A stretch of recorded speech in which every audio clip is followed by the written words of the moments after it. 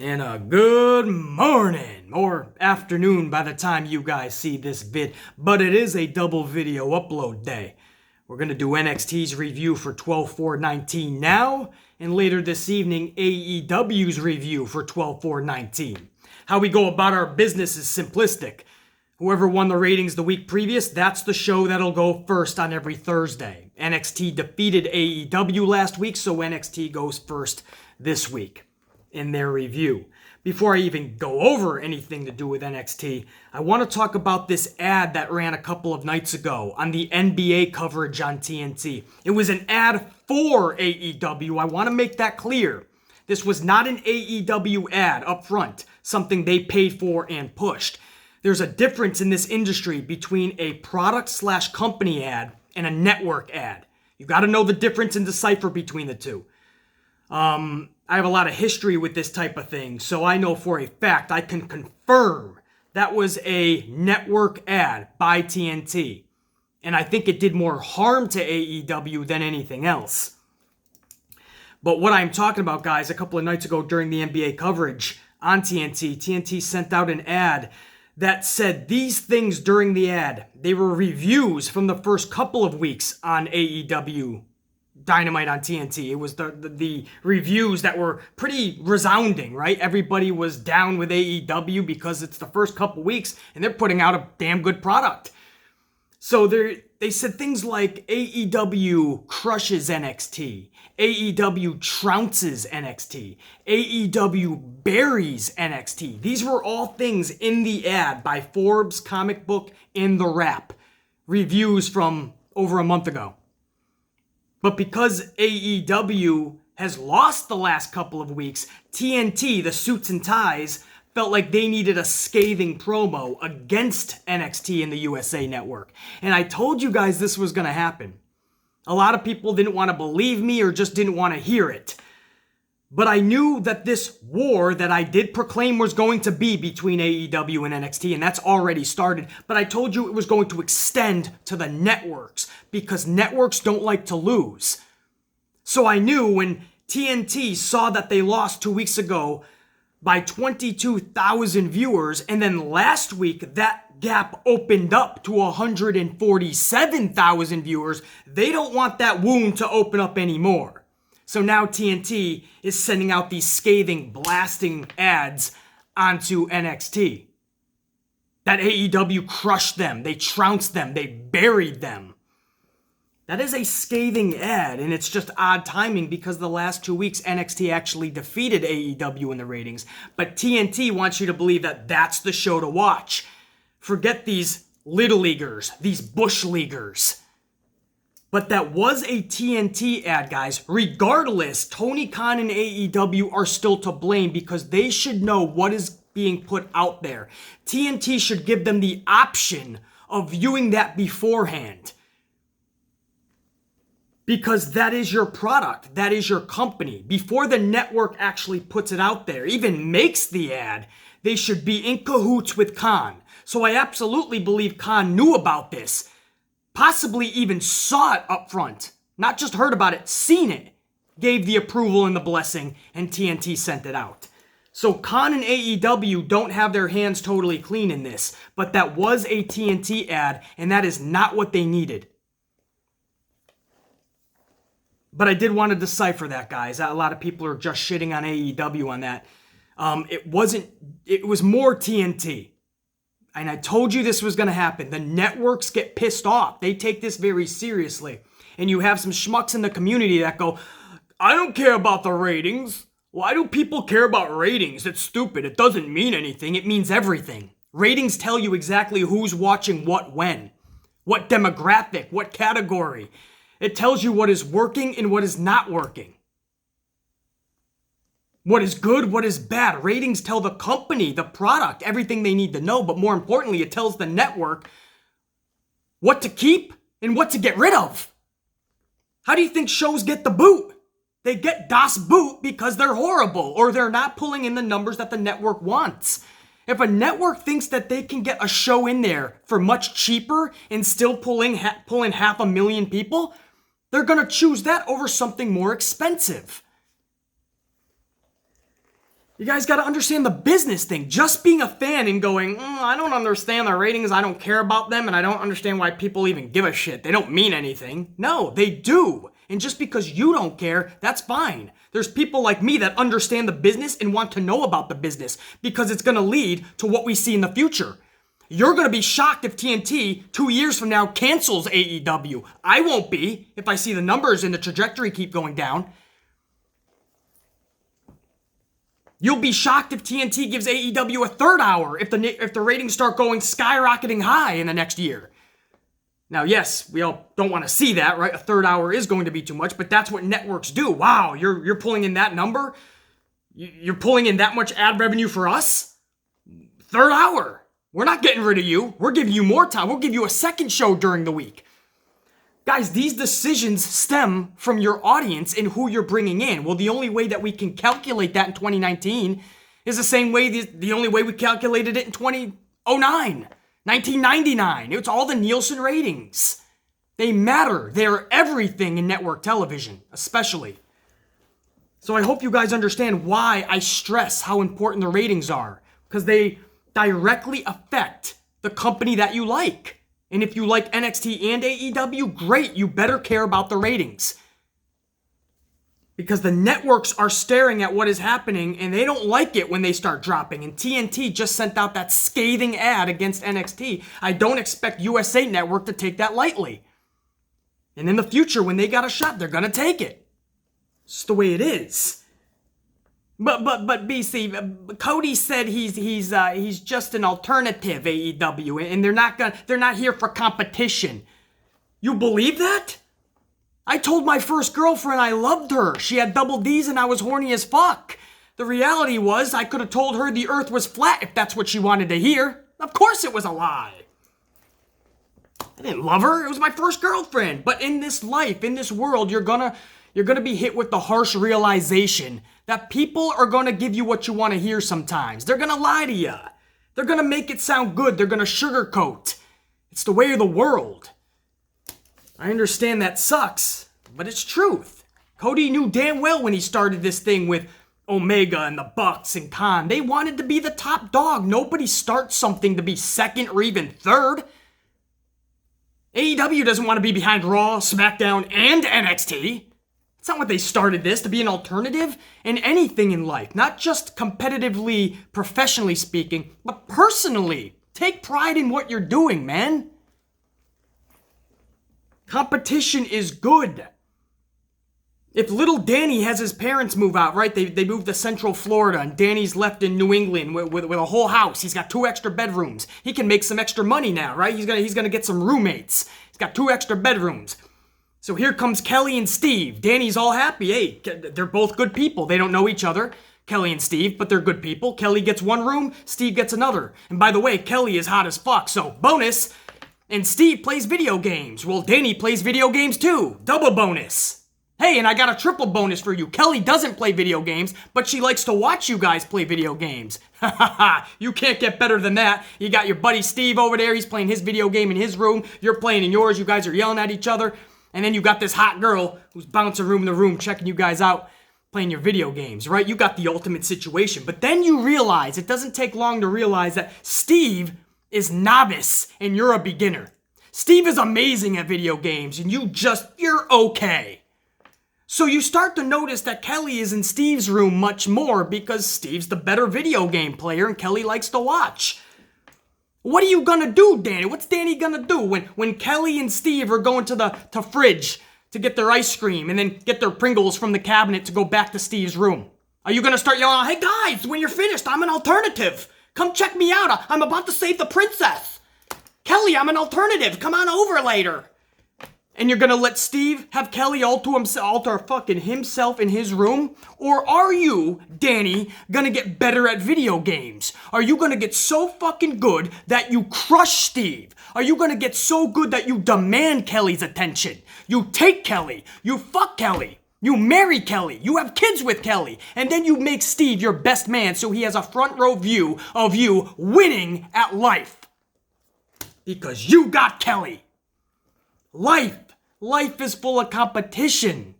You can let everything go and just be an alternative. Danny can keep being his little beginner level at video games while Steve is playing video games while fucking Kelly, right? He's doing both at the same time. Kelly's riding that motherfucker and he's playing his video games. And here's Danny out there trying to save the princess. You can be that guy. Or you can be the guy that says, I gotta get better. I gotta crush this motherfucker. And I'm taking the princess. You gotta decide early on in life, which guy are you? Are you Danny or are you gonna be fucking Steve? Or are you gonna be Danny but overtake Steve? Right? I understand he's better. Now I gotta take the fucking girl. By defeating him, I will become better. These are things you gotta fucking decide early on in life. When you come up with a professional wrestling brand and you're going to a network and you're going 2 hours live and you think people are not going to go, you're going to be second fiddle to WWE, and your response is, it's okay. We're not here to really compete. We're an alternative. We're here to appease our fan base. Who cares about casuals? The network is going to get rid of you at some point. You're already seeing TNT pissed off. Understand me. This doesn't get better. Now, luckily, AEW actually had a much better show than they've been putting out. So I expect those numbers to go back up. But again, in the future, if this ever drops again, this isn't going to end with TNT. This is how they're going to play. It's clear. And if you think USA is just going to sit back and take these shots when NXT is losing in the ratings, they're not going to now because now they know how TNT is playing. Hope you guys understand. What I tried to tell you from the beginning, there were still a lot of you that didn't want to believe it because Cody said it's just an alternative. Cody said there's no competition. We should all just sit back and enjoy 2 shows on Wednesday. Just sit back and enjoy pro wrestling. No, it's not that easy. You're going to lose your favorite show if they aren't overachieving. Not just straddling the line. They need to overachieve because AEW is going up against a beast. Triple H has endless resources. He has the Vince McMahon WWE main roster machine behind him. He has all the money in the world, right? You got Khan with his billion-dollar father, but he's not willing to invest everything into it. McMahon, if need to, when it comes to war, he will invest everything. Tony Khan's father is not like that. If this endeavor starts to be not profitable for several years, Tony Khan's father is ending this. I'm telling you. It's how it is. Tony Khan's father doesn't breed the business like Vincent Kennedy McMahon. AEW is in a battle because if they don't start acting like they're in a battle and in a war and in competition, they're going to get flatlined, steamrolled. They're going to get crushed, trounced, and buried. And the network will chew them up and spit them out. People better start acting and treating this like a war because it is. The networks are not going to stop until their show is number 1. TNT is already coming out with the bag of tricks. USA Network is on deck. I tried telling you guys. Some didn't want to listen. I was right yet again. But this is a running theme on this channel. I seem to always be. It's almost like, here's a crazy concept. I know what the fuck I'm talking about. And that, my friends, is your opening monologue for today, December 5th, 2019. Now let's go over December 4th, 2019 NXT. What do you say? We kicked off the show with Mauro Ranallo. He is back under the headset, and it's great to have him back for sure. He is definitely today's Jim Ross, and he's back where he belongs. We start off with Killian Dane versus Pete Dunne. It was supposed to be Damian Priest, but due to a rib injury, Pete Dunne was the replacement. Pretty suitable replacement. I'm just a little pissed off that we didn't get the advertised match. And if you knew Damian Priest had that injury beforehand, why up until just 2 hours before the event were you still advertising Priest?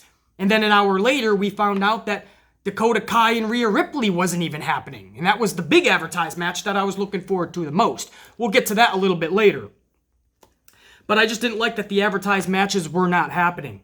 Again, Pete Dunne is obviously a suitable replacement, and it doesn't take a rocket scientist to know what we're going to get with these two, which is just pure all-out physicality. Two brutes just matching one another shot for shot, but in the end, and much to my surprise, Killian Dane actually defeated Pete Dunne. This shows that they want Killian Dane to be a centerpiece beast in NXT. And yes, while we know he's athletic for a big dude, we know what he can do in there for a big dude, I never thought they were going to give him that type of rocket because Killian Dane was always positioned to be a lifelong jobber.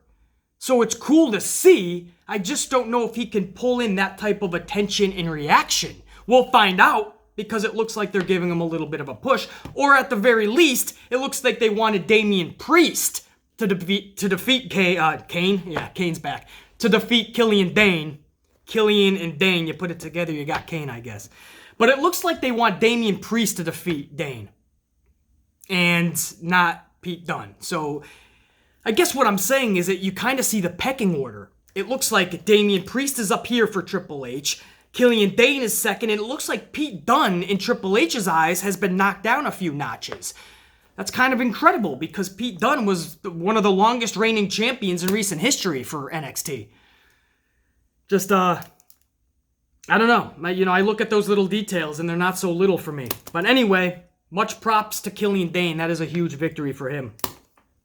Next up, the Undisputed Era hit the ring, and Adam Cole starts airing out some grievances that he and the Era have, from Tomasso to Balor to Keith Lee. In the latter, Keith Lee actually hits the ring so they can all speak man to men, because Keith Lee doesn't care how many people there are in there. He's whooped them all before all at once. He'll do it again. And that's actually what happened, because Era goes to make a move on Lee, but Lee starts tossing each Era member around like a frisbee in the backyard. Tomasso Ciampa then heads down afterwards to make sure there's no regrouping from the Era, and the segment ends with Tomasso staring out at Cole. So they're really pumping out that Tomasso-Cole inevitable match. Pretty cool.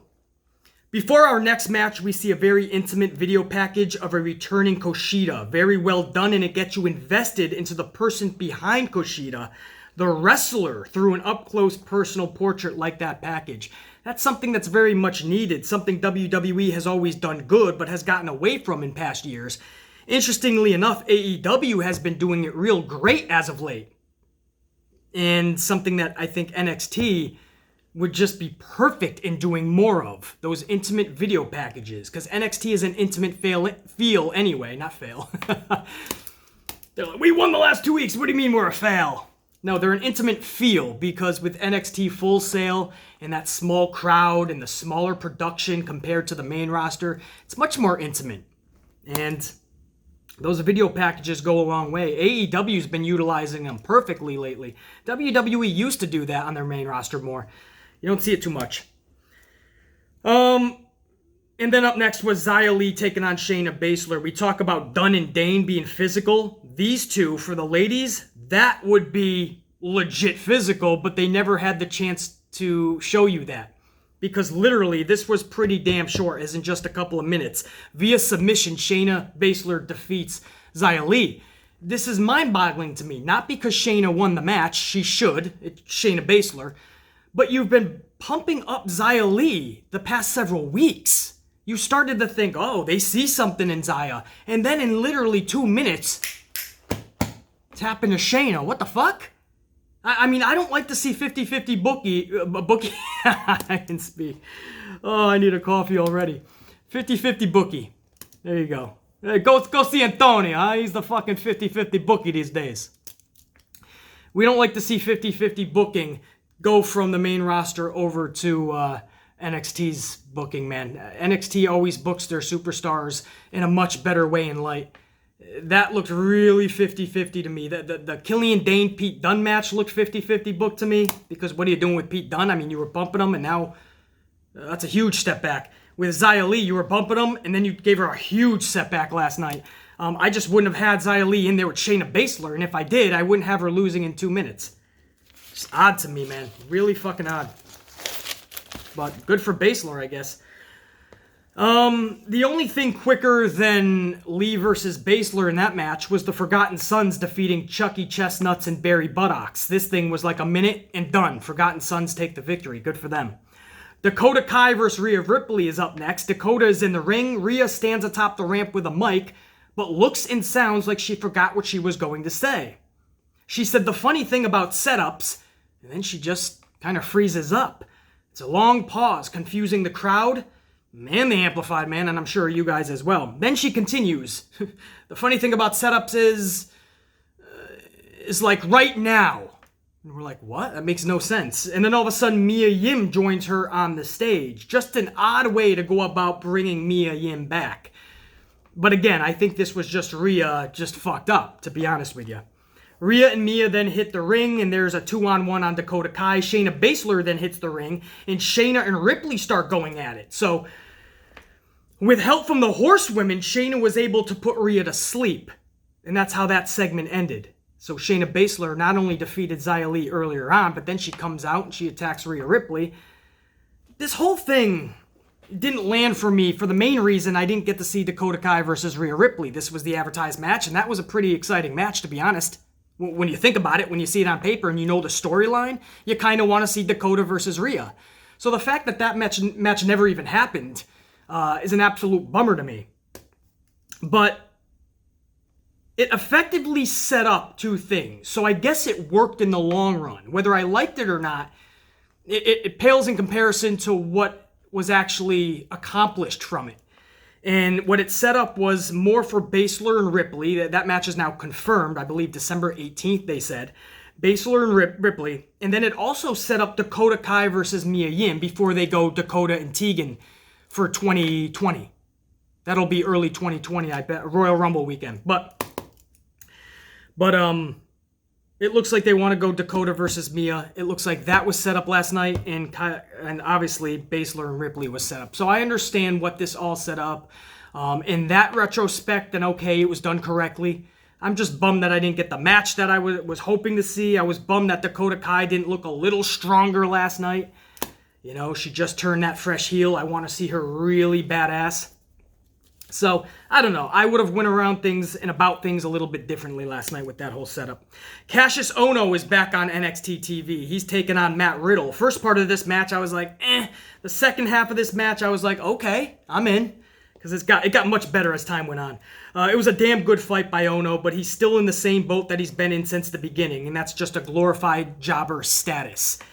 Matt Riddle picks up the W. Kushida's up next. He defeats Grimes. This was a pretty lengthy match that Kushida just squeaked by in. And after his victory, commentary made it seem as if Michael Jordan was returning to the Bulls. Not that big of a shocker, or at least it shouldn't have been. Kushida, I would hope anyway, would be going over Grimes. So that was odd. What should have happened, happened. In fact, it took much longer than it should have. And Kushida finally pulled out the victory. It was just odd to me that they were making Grimes look like this superhero. Like he's Ricochet, right? They want you to believe Ricochet's a superhero. What's next? Is Grimes a superhero? How did Kushida do it?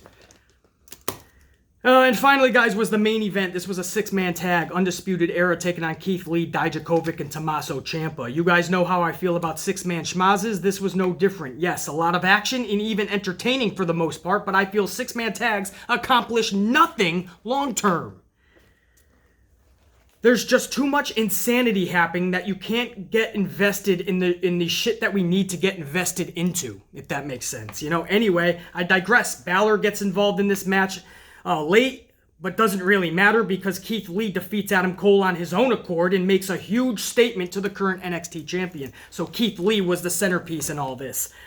Post-match, William Regal hits the top of the ramp and declares next week's main event will be a triple threat to determine the #1 contender for the NXT championship. And those participants next week will be Tomasso, Balor, and Keith Lee. The winner of that will be taking on Adam Cole. And again, I believe that's going to be on their December 18th show. No, that would be their next takeover. What am I talking about? Who the fuck knows? Who cares when it's going to be, man? We're just going to tune in anyway, and hopefully they deliver some fucking epic matches. It was a decent NXT. I'm going to be hard-pressed to say that was good. I feel that NXT maybe even went a notch down from last week, actually. Still put together a decent show. But I don't know if this is enough to keep a 147,000 viewer lead, and especially now that you don't have any infusion of main roster talent anymore. There is no skepticism of if Morrow's going to be there or not. Now you have to rest on what you do best, and that shouldn't be an issue. But if you're going to go a notch down, you're not going to pull off what you're hoping for. You know, NXT is capable of better. I feel that everybody wasn't booked the right way last night. Not everyone, but a lot of people were just not booked the way they should have been. I saw a lot of WWE main roster type booking. I don't like to see that. But anyway, I digress. That was NXT on USA for 12/4/19. It'll be interesting to see what they do ratings-wise because AEW brought a lot more fire last night. We're going to go over that review in just a few hours, so make sure you check back on the channel. For now, I'm going to let you guys have a little bit of a break. Go about your business, do what you got to do. I'll see you right back here later this evening to talk some AEW. The Amplified Man. Now, check you later.